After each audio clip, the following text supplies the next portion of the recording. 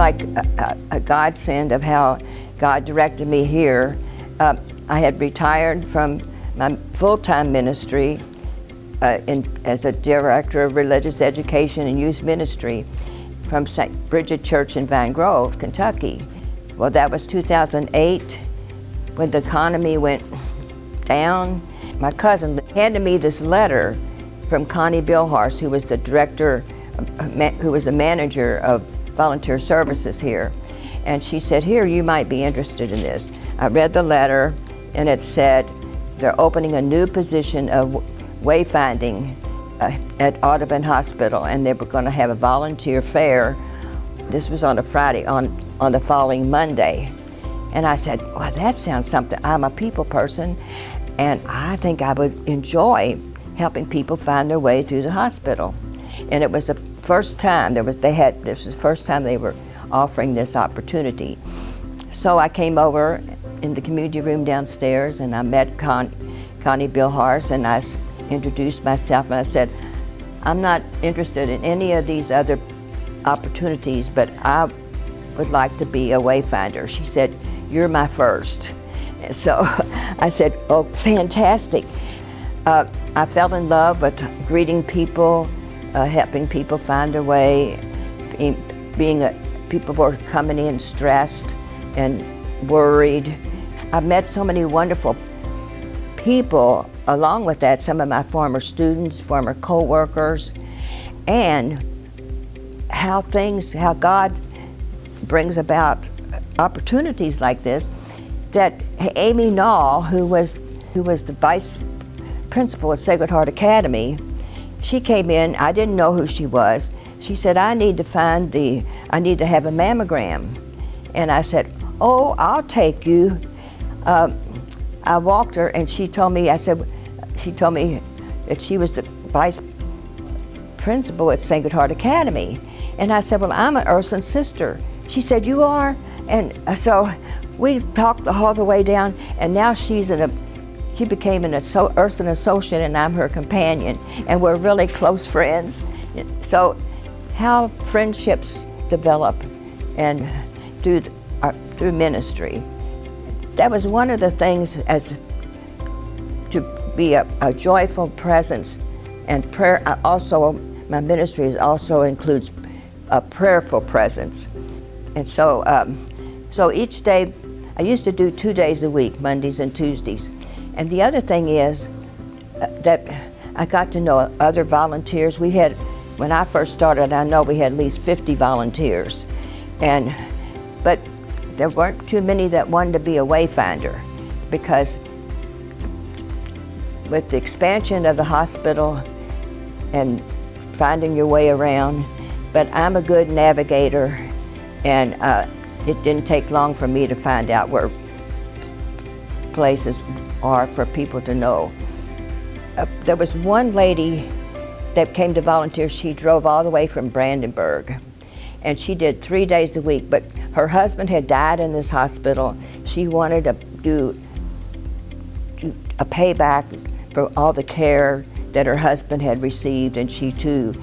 So she shadowed me for a whole week as a wayfinder, and she fell in love with it. So she decided to do the morning shift, and I did the afternoon, and therefore then we would have lunch together in the cafeteria. And so I've developed friendships, not only of volunteers, but employees. And I have found that the employees have such care and compassion for the people that they're serving, and we have developed different friendships. And the friendships have not only just here in the hospital, but after hours. I mean, we go to lunch together, we keep in touch with each other. Father Expedito Mwange, he's a priest originally from Africa. He's the chaplain, one of the chaplains here, and he would have Mass on Tuesdays. He still does. Because I came in this morning and went to Mass first, and we pray for all the people in the hospital here, all those who are caring for the sick. So that's part of my prayerful ministry. And the prayerfulness, the friendships that I have developed through the years with volunteers and employees, and one of the things it's important to me is to be a joyful presence to others. And as people come in, they're worried, they're stressed, and sometimes that's one of the things that I guess as I take people, one of the things that Connie Bilhars, who was our farmer manager, she felt it was important to be an escort to people, not just give people directions.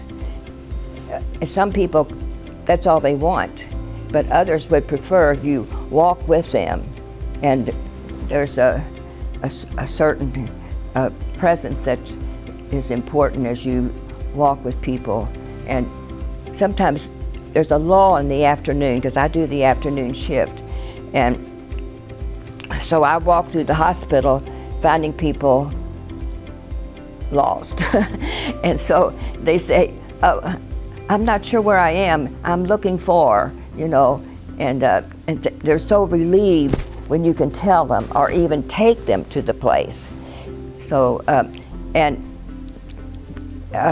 as St. Angela said, build community wherever you are.